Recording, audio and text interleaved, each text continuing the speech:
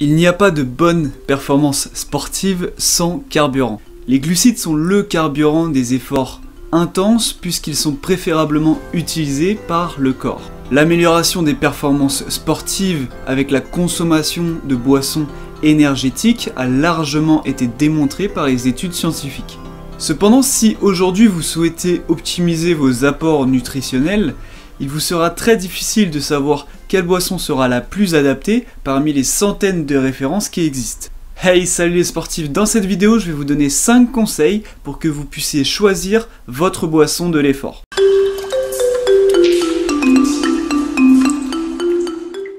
Alors tout d'abord, je voulais vraiment faire un point sur la différence entre boisson énergisante et boisson énergétique. Une boisson énergisante est une boisson type Red Bull ou Monster qui va contenir une dose importante de glucides, de caféine et d'autres substances. Ce type de boisson n'est pas du tout adapté pour les efforts sportifs.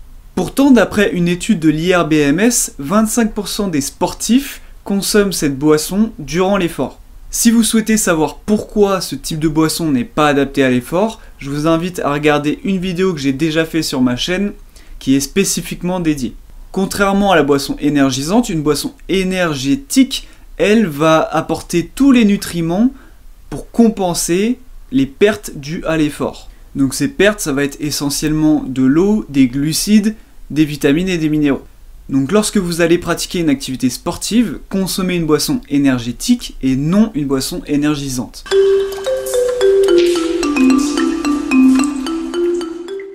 Bon, je pense qu'une grande partie d'entre vous sait qu'il faut consommer des boissons isotoniques pendant l'effort. On pourra aussi consommer certaines boissons hypotoniques, mais dans certaines conditions. La composition d'une boisson par rapport à votre plasma va déterminer la bonne absorption des nutriments. Le but d'une boisson isotonique est de favoriser le passage de l'eau dans le sang. Si une boisson est trop concentrée, on va dire qu'elle est hypertonique, et dans ce cas-là, vous allez déjà mal absorber les nutriments qui sont dedans, mais aussi vous risquez une déshydratation. Donc on va voir par la suite les dosages qu'il faut respecter pour une boisson. Mais avant tout, veillez bien que la boisson soit indiquée comme isotonique.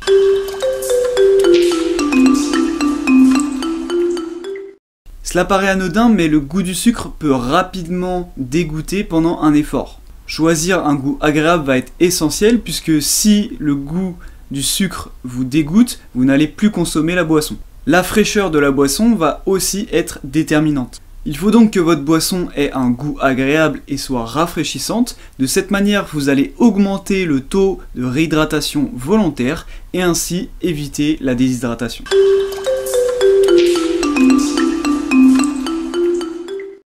Alors il faut bien comprendre que chaque type d'effort a son besoin en nutriments. Ce qui veut dire qu'une boisson que vous buverez pour faire 3 heures de vélo n'aura pas la même composition qu'une boisson que vous buvez pour faire 1 heure de foot. On va donc différencier 4 catégories d'efforts et on va voir ce que la boisson doit contenir pour chaque type d'effort. Commençons avec les efforts de moins d'1 heure. Ici ça sera très simple puisqu'on va se contenter simplement d'eau. Effectivement, les réserves en glucides de l'organisme seront suffisantes pour tenir un effort de moins d'1 heure. On pourra néanmoins apporter un petit peu de sel lors des fortes chaleurs pour éviter la déshydratation. Deuxième catégorie, les efforts d'1 à 3 heures. Dans ce type d'effort, les réserves en glycogène vont s'épuiser assez rapidement au bout d'1 heure à 1 heure et demie, donc on va pouvoir ajouter des glucides dans notre boisson. Troisième catégorie, les efforts de 3 à 5 heures. Alors pour ces efforts, on va rester sur la même composition que les boissons précédentes, donc glucides, eau et sel, et on va pouvoir aussi apporter des vitamines et minéraux, mais il faut savoir que ça ne va pas apporter un changement très significatif sur la performance. Néanmoins, si vous prenez une boisson avec des vitamines, choisissez plutôt des vitamines du groupe B, comme la B6, qui vont faciliter le métabolisme du glucose. Et on finit avec la dernière catégorie, donc les efforts de plus de 5 heures.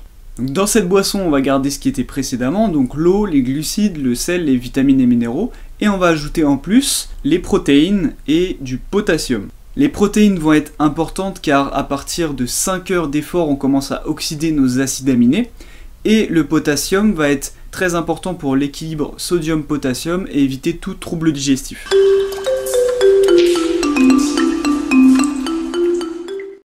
On termine avec le dernier point qui est très important, le type de glucides. Nous savons que le glucose permet d'améliorer les performances. On en retrouve beaucoup dans les boissons isotoniques, on retrouve également du maltose, de la dextrine, du saccharose et parfois du fructose. Ici on va s'interroger sur la quantité de glucides nécessaire et également sur quel type de composition favoriser. Et bien depuis des années maintenant, on recommande dans une boisson isotonique un dosage de 30 à 60 g de glucides par litre. La limite de 60 grammes correspond en fait au taux d'absorption maximal du glucose qui est d'environ 1,1 g par heure. Cependant, des études récentes ont démontré que le mélange glucose plus fructose et glucose plus saccharose permettait d'augmenter l'oxydation des glucides.